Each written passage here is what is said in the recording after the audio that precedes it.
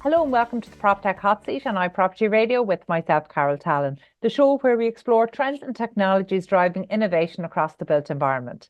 This show is brought to you in partnership with Proptech Ireland, the hub for innovators, investors and indeed for industry leaders. Today, I'm delighted to be joined by co-founder and COO of Chainels, Sander Verseput. Sander, you're very welcome. Thank you for joining me today. Thanks, Carol. Thank you for having me today on your show. I'm delighted, and in fact, this is a double bonus because actually we got to speak to your co-founder Erin only a couple of months ago, really to talk about the Chainels experience and what tenant experience really means, looking at a global perspective. And when I spoke to him, we focused a lot on retail, but I'm conscious that I want to kind of get the spread of residential, office, and mixed use, but the first thing I have to do today is to congratulate you and your team because Chainels just won the Impact Award, the Communicare Impact Award at the Global ESG Awards just last month at MIPIM in Cannes. Yeah, thank you very much. That was an amazing recognition for a company, of course. So we were super happy to be awarded for this great prize. Well, you know, I was delighted. We were delighted to be there at the awards. iPropertyRadio was the awards media partner. So we were delighted to be able to photograph the joy of your team on stage as they were accepting their awards. So I think, first of all, this was the inaugural Global ESG Awards. And while it was taking place at MIPIM, which obviously is, one of the main global real estate events of the year, as with any new awards, there's maybe an education process that needs to happen. So what made you and the team at Chainels want to go forward and, put the time and effort that it takes to apply for the Global ESG Awards? Yeah, I think in general, a lot of real estate companies realize that they should start acting upon ESG. However, they are sometimes still struggling, like, hey, what is the best approach? So we really see it as an industry trend where we should tap into and really focus on. Especially if you look at our clients, a lot of them started to hire a ESG manager, someone really dedicated on this topic. That was one of the main reasons. And it's a hot topic. No, but absolutely, absolutely. And I mentioned there that Chainels won the Communicare Impact Award. Now, for me, we're very much an impact-driven business, but we work helping clients to understand the impact that they have and maybe to articulate that and to do it in a more strategic and concerted way for social benefit for the communities in which they're operating. But for me, impact is one of the most important, I suppose, elements of ESG and how this impacts not just the industry, but the community around. So what made you kind of hone in on the Impact Award? What was it about the Chainels offering that you felt would be a good fit there?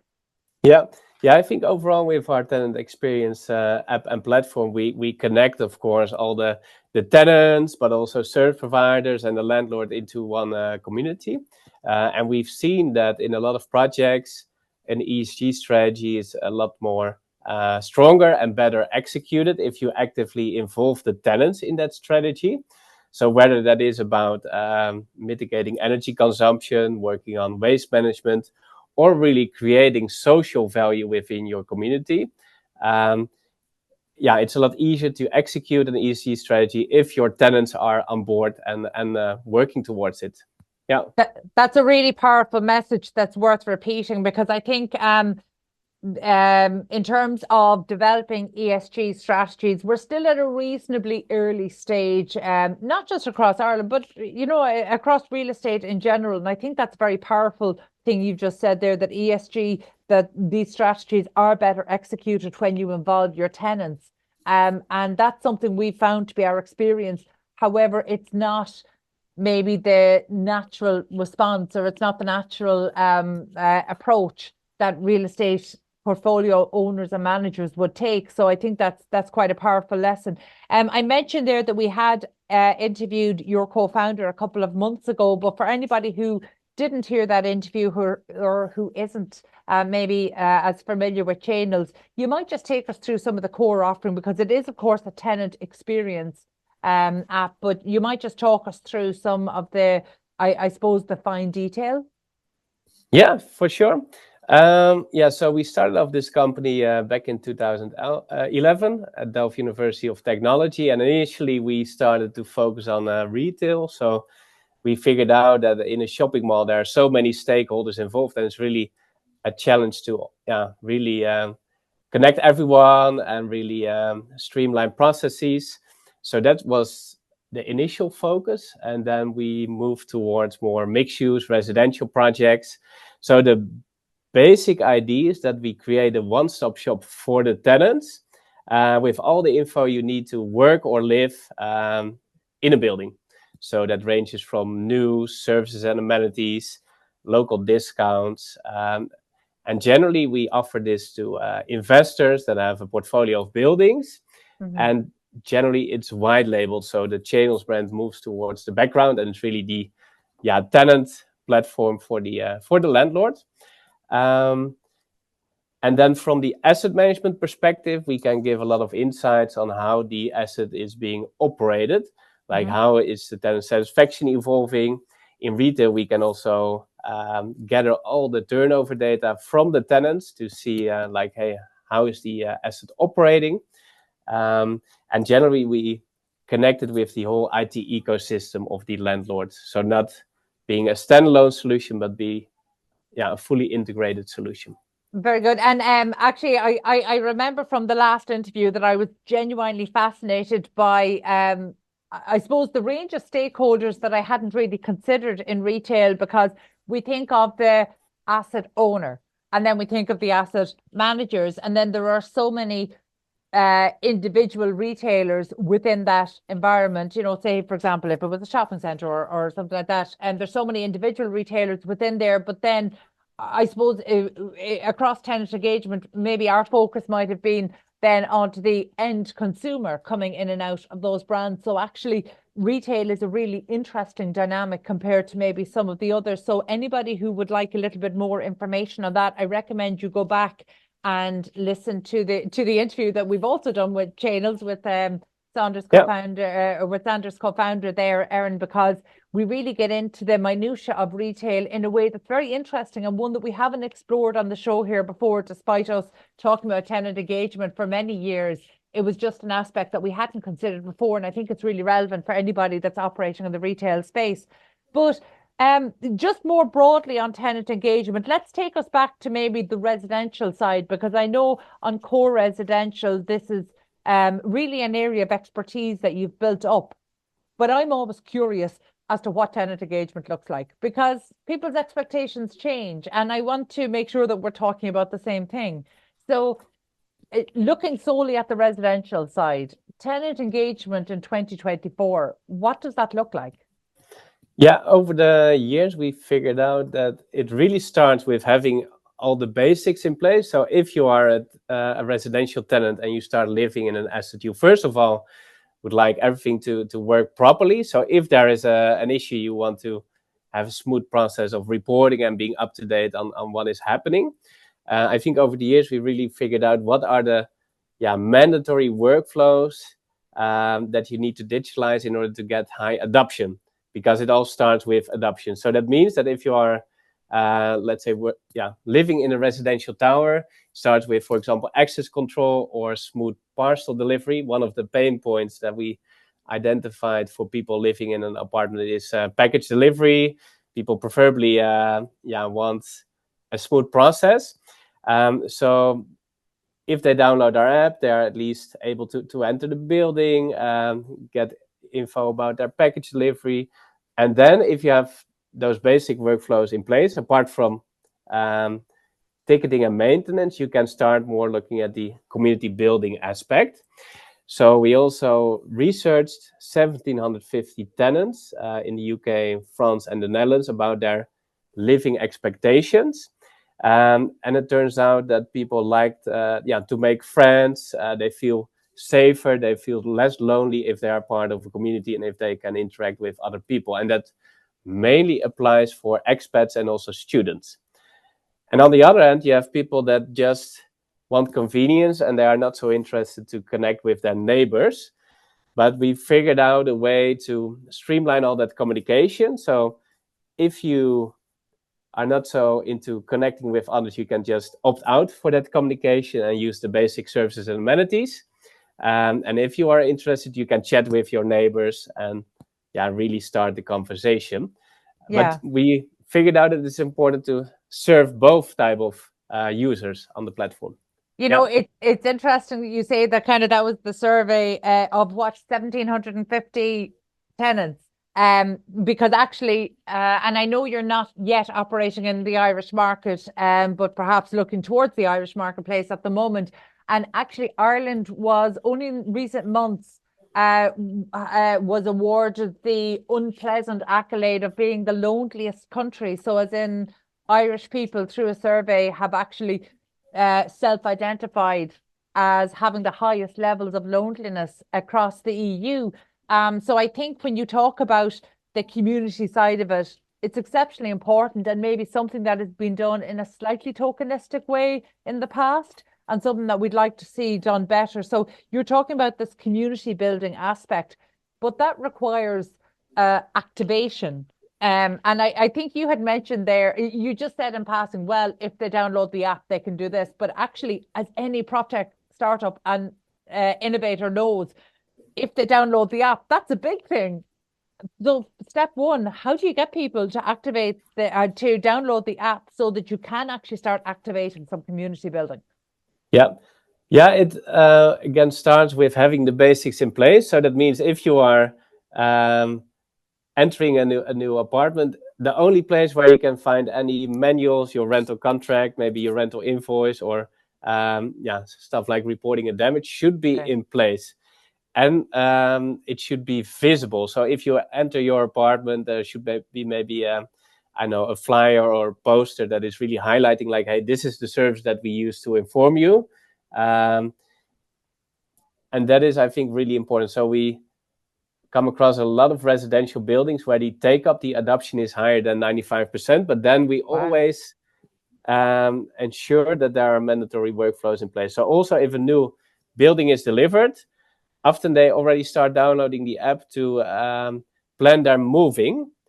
So from the beginning, they have to do it in order to get things done. That is kind of our key takeaway. And then I suppose you have a way of keeping them engaged. So obviously people want access to be able to report if there's an issue within their development, whatever it is. But in terms of then activating the community building, technology can only do so much, as in you can bring people to the app. How do you activate community building within a residential building, or does that fall outside of Chainel's offering? I think we have various types of projects. On the one hand, you have the projects where the landlord just wants all the basics to be in place. They don't really expect that much community building and that much interaction. They just want to facilitate the inhabitants to have a better experience. And then we have the companies that really focus on hospitality management, event management. So apart from property management, they have someone that is dedicated to this type of events, activities, community building. So that is, I think, two types of landlords, two types of clients where on the one hand, there's emphasis on community building, and on the other hand, there's more emphasis on convenience. And look, to be fair, we know that was kind of one of the early drivers of the tenant engagement apps, but it's just interesting to see maybe what the perception of what an experience is. So is the experience, a touch-free, seamless process in and out and around the building, or do people want more? And that's where it comes down to expectations. But I would imagine those expectations change when we're looking at mixed use. So in terms of tenant engagement, if we're looking at mixed use, whether it's residential and retail or office and residential, or indeed office, residential and retail, which we occasionally see in Ireland, particularly across some of our smaller cities or outside of the main urban areas. How do you approach tenant engagement when there's so many different stakeholders and different types of stakeholders?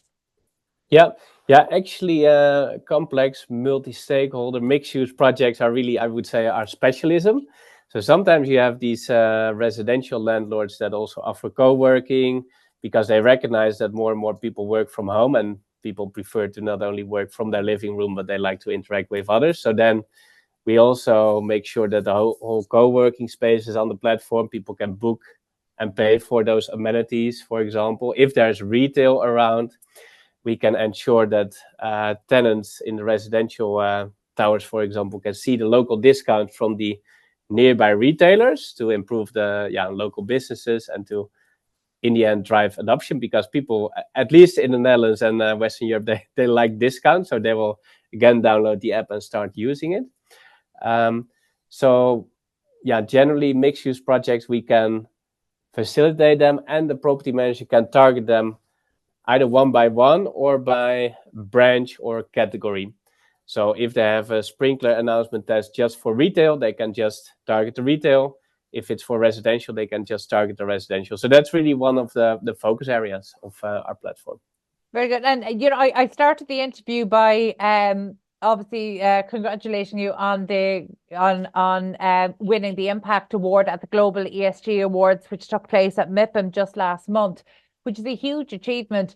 But as mentioned, these were the inaugural ESG Awards. ESG is still finding its way across the built environment. So I think, like one of the things that we would be very strong on is advocating for the social element, because I feel that too many people that I speak to think the S stands for sustainability and as opposed to social, and that's a real problem, So I think the environmental aspects are being driven more by regulation and by funding. So in a way, while there's a huge body of work to be done, I feel like that's happening and it's underway, and there are key drivers to ensure that happens. Where social is the part that I think as an industry, we need to put more effort. We need to work to get right.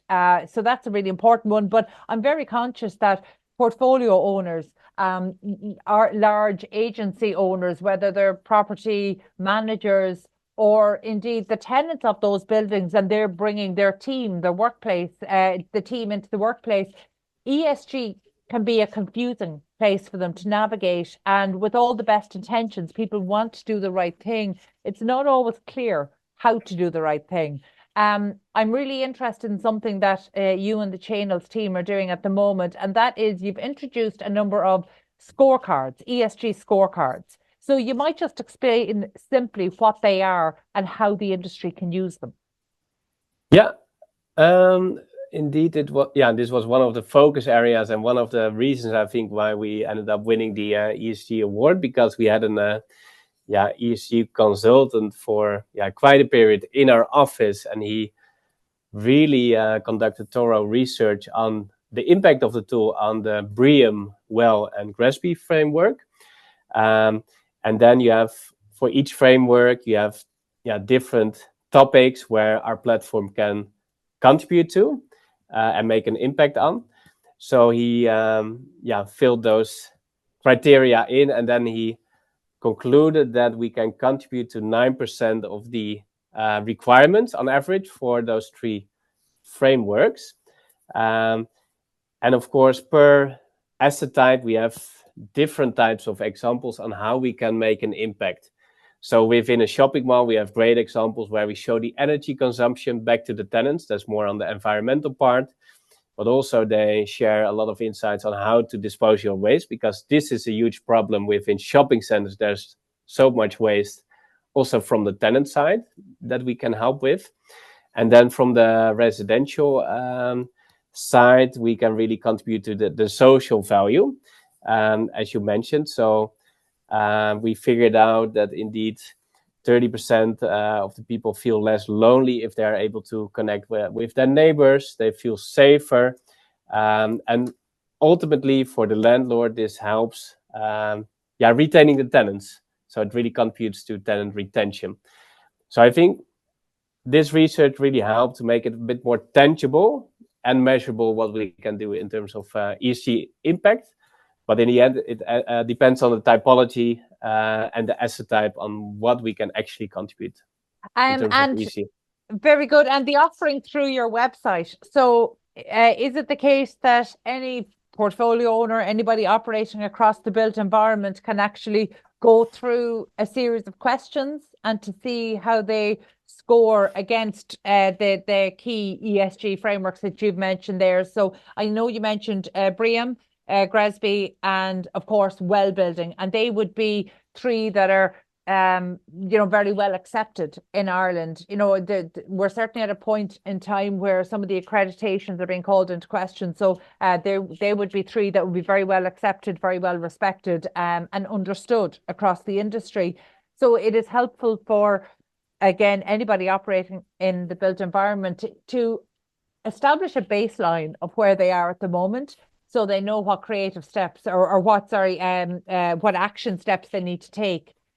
So you might just explain how the scorecards work. So is it a case that through your website, is it one series of questions that they answer and then they receive a scorecard across the three different frameworks? At the moment, it's, we publish various scorecards that can be downloaded from the website. And also, there are a few different scorecards to download based on the asset type that you are working with. But then if you would, for example, download the BREEAM scorecard, you can generally see on which topics a tenant experience platform contributes. And then particularly, we used our platform as a baseline. And then we are happy to have a call with someone who is interested to really dive deeper into the specific asset to make it more tangible. But it gives you at least inspiration if you're working on ESG, on to what extent a tenant experience platform can contribute to some of your requirements. So it's not like filling in a questionnaire and you get your points. Maybe we will end up there soon. But for now, you can at least download and see where you are and how it can contribute to your goals. Given the perspectives, the international perspectives that you have, what can you tell us about maybe some of the companies who are not clients of yours or who were not clients of yours when they completed these scorecards? Did this help you? Were there any surprises? Did it help you establish kind of where the industry is in terms of ESG adoption? Maybe did it highlight some attitudes that might be of note? Yeah, I think personally, I mainly talk to ESG managers within retail. One of my other colleagues had more conversations around residential, but within retail, we noticed that majority of the focus is on the environmental part, and that mainly had to do with the energy crisis and the high prices of energy across mainland Europe, mainly in 2022. So then they started adding solar panels. They started to show energy consumption to the tenants by also using our platform. So they're mainly still focused on the environmental part. And I think the social part is still to discover, I would say, for a lot of companies. That's a very generous way for you to put that. The social side is still for the companies to discover, whereas I would probably be a little more robust and say they need to understand that there's a value here. They need to understand this is important. And for me, the interesting thing around, particularly say, we work right across the built environment. And one thing we see on construction is that actually construction companies would be very high typically at delivering social value, but they don't articulate it. So while they had a huge amount of work to do to meet some of the environmental goals and to meet some of the sustainability targets, actually the social was the part they were doing quite naturally and doing well, but not very good at articulating it. So actually currently we're in a process of trying to help some of those, say, construction and home building clients and development clients to understand the social value that they're creating through placemaking and in other initiatives. And, only this weekend, we were out at our local GEA, which is local football and hurling clubs in Ireland, sporting clubs, community sporting, definitely amateur. And, you know, all of the jerseys would read businesses, and generally the names on the little footballers, children running around the field, and adults would be home builders. Home builders tend to be very good supporters of their local community. And they didn't understand that was social value. That is absolutely fulfilling the criteria that falls under the social value at ESG. Because they've been doing it for decades, they didn't understand. They thought social value would be something new. So I think it's important that in this era of digitalization and technology and monitoring and measuring, that actually we don't lose some of the good stuff that was happening across the industry anyway.